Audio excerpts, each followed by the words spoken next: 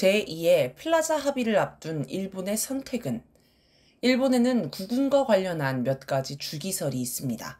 근대사 15년 주기설은 군국주의, 전후 민주주의, 고도 성장기, 저성장기, 잃어버린 시기, 재생 모색기 등 근대 일본이 15년마다 대전환기를 맞았다는 가설입니다.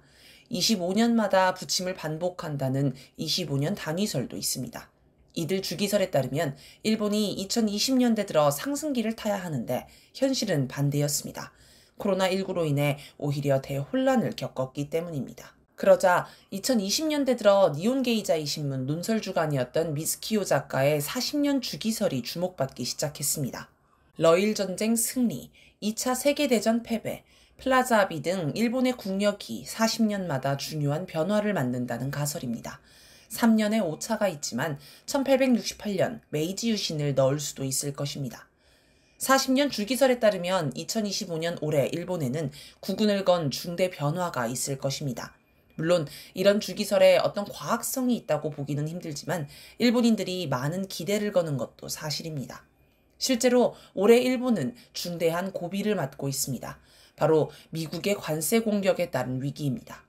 전문가들은 미국의 관세 공격이 단순히 세금을 올려 무역 적자에서 벗어나려는 단편적 사건이 아니라 제2의 플라자 합의와 같이 경제 흐름을 바꿀 거대한 구상 속의 일부라고 분석합니다. 즉, 관세 공격으로 무역 상대국이 말을 잘 듣도록 흔들어 놓고 제2의 플라자 합의를 강제로 맺으려는 수작이라는 것입니다. 제2의 플라자 합의를 도널드 트럼프 미국 대통령의 별장 이름을 따서 마러라고 합의라고 부르기도 합니다. 1985년 플라자 합의는 일본이 잃어버린 30년을 겪게 한 원흉입니다. 제2의 플라자 합의는 일본의 재앙이 될 것입니다. 그렇다면 제2의 플라자 합의를 앞둔 일본에는 어떤 길이 있을까요? 친미의 길. 첫째로 플라자 합의 때와 마찬가지로 미국에 순종하는 친미의 길이 있습니다. 일본이 친미의 길로 가면 미국에 철저히 수탈당할 것입니다. 절박한 미국이 살만 발라먹는 것으로 끝내지 않고 뼈까지 고아먹을 것입니다. 7일 스콧 베선트 미국 재무부 장관은 일본이 신속하게 관세 협상에 나선 대가로 우선 협상 대상이 될 것이라고 했습니다. 일본은 트럼프의 상호 관세 발표 이후 미국과 처음으로 관세 협상을 하는 나라가 됐습니다. 베선트의 발언은 마치 빨리 협상할수록 뭔가 유리하다고 느끼게 합니다.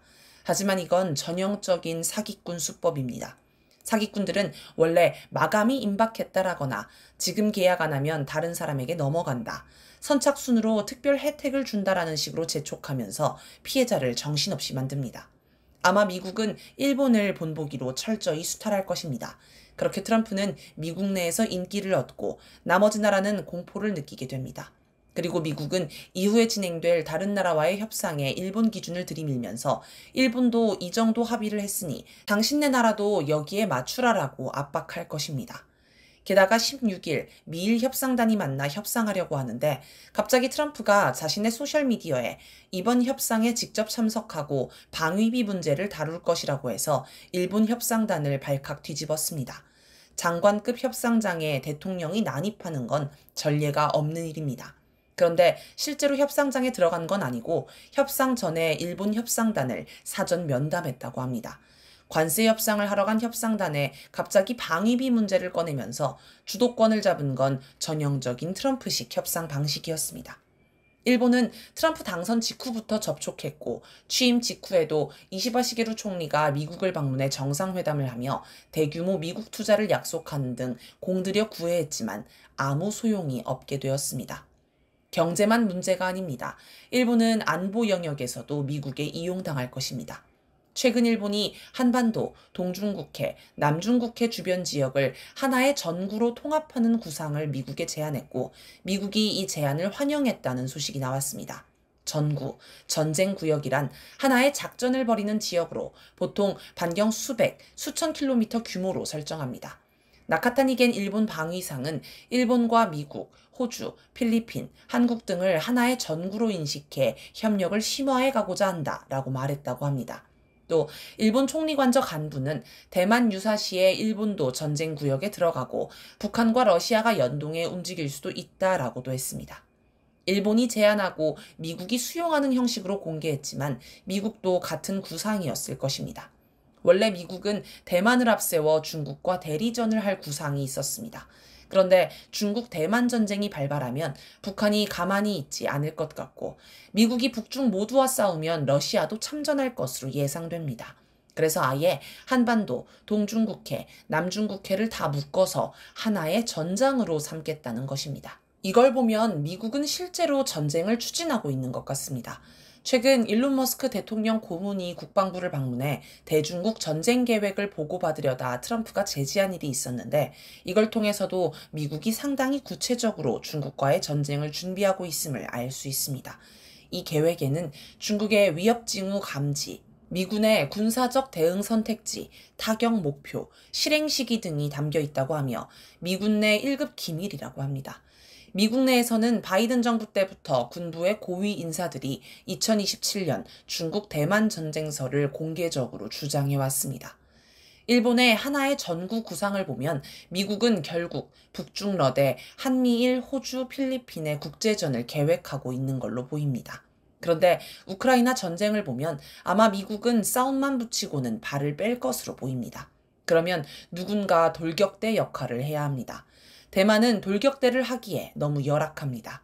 한국은 전시작전 통제권이 없어 미국이 직접 참전하지 않는 이상 돌격대 역할을 할 수 없습니다. 결국 가장 적합한 게 일본입니다. 일본 내에서도 총알바지가 될 것을 우려하는 목소리가 나왔습니다. 자위대의 활동 영역이 대폭 확대되고 유사시 일본이 의도치 않게 휘말릴 수 있다며 이런 구상을 일본이 먼저 제시한 것은 부적절하다는 것입니다. 사실 지금 일본 군국주의 세력은 한판 전쟁을 해보자며 기세등등하지만 막상 전쟁이 터지면 제2의 우크라이나 꼴이 나기 십상입니다. 북중러에서 쏟아지는 핵미사일로 일본 전역의 하늘이 불바다가 될 수 있습니다. 이처럼 일본의 친미의 길은 일본이 박살나는 길입니다. 태세 전환의 길. 일본에는 다른 길도 있습니다. 지금까지와 정반대로 태세를 전환하는 것입니다. 예를 들어 올해 11월 경상북도 경주에서 열리는 아시아태평양 경제협력체 정상회의에서 중국과 일본 정상이 만나 자유무역협정 추진을 이야기하면 어떻게 될까요? 중국과 일본은 국내 총생산 순위가 각각 세계 2위, 4위이며 인구도 각각 세계 2위, 11위입니다. 두 나라의 거대한 시장과 경제력이 만나면 상당한 경제권을 형성하게 됩니다. 실제로 지난 3월 30일 한중일 경제통상장관회의가 열려 지난 5년 동안 중단되었던 한중일 FTA 체결 논의를 재개했습니다. 세 나라 사이의 FTA가 체결되면 약 24조 달러 규모의 경제블록이 형성됩니다. 아시아태평양 경제블록인 영내 포괄적 경제 동반자 협정 RCEP와 북미 경제블록인 USMCA에 이은 3위 규모입니다. 한중일은 RCEP에도 속해 있으니 RCEP를 주도하게 될 것입니다. 4월 7일 브라이언 샤츠 민주당 상원의원은 한중일 경제통상장관회의를 두고 가장 충격적인 이미지라고 표현했습니다. 그만큼 한중일 FTA는 미국을 긴장하게 하는 협정입니다. 또 일본은 북한과 수교를 하고 경제협력을 시작할 수 있습니다. 오래전부터 북한 남포에 일본 전자업계가 공단을 조성해 진출하고자 한다는 이야기가 있었는데 이런 것들도 가능합니다. 러시아와 전면 교류를 통해 새로운 활로를 모색할 수도 있습니다. 일본은 지금도 러시아에 경제적으로 상당히 의존하고 있습니다. 일본은 자원 빈국으로 에너지 자원의 90% 이상을 수입에 의존합니다. 특히 2011년 후쿠시마 핵발전소 사고 이후 천연가스 수입이 급증해 세계 1, 2위를 다투는 액화천연가스 LNG 수입국이 되었습니다. 일본 바로 위에 있는 사할린은 러시아에서 두 번째로 큰 LNG 생산지입니다. 그래서 전부터 일본은 사할린2 프로젝트에 참여해 왔으며 우크라이나 전쟁으로 대러 제재가 시작된 후에도 손을 떼지 않았고 오히려 러시아 LNG 수입을 늘렸습니다. 러시아 LNG는 일본 경제에 상당히 중요한 역할을 하고 있다고 합니다. 러시아 LNG뿐 아니라 원유도 마찬가지입니다. 미국이 대러 제재 차원에서 러시아산 원유에 가격 상한제를 도입했지만 일본은 상한선을 넘는 가격의 러시아산 원유를 구입해 논란이 되기도 했습니다. 에너지뿐만 아니라 도요타, 닛산, 혼다 등 여러 자동차, 중장비 기업들이 러시아에 진출했다가 우크라이나 전쟁의 여파로 철수했는데 다시 진출할 수도 있습니다.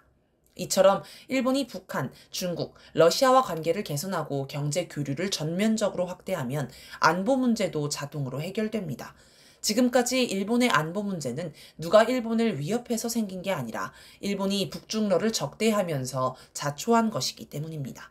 그런데 일본이 이런 태세 전환을 빠르게 할 수 있을까요? 일본은 과거 역사에서도 미국을 상대로 빠른 태세 전환을 해본 경험이 있습니다. 예를 들어 미군 아시아 함대가 1853년 일본에 등장했을 때 류큐 왕국은 입항을 거절했지만 이를 무시하고 군인들이 상륙하자 바로 성문을 열고 환대했습니다.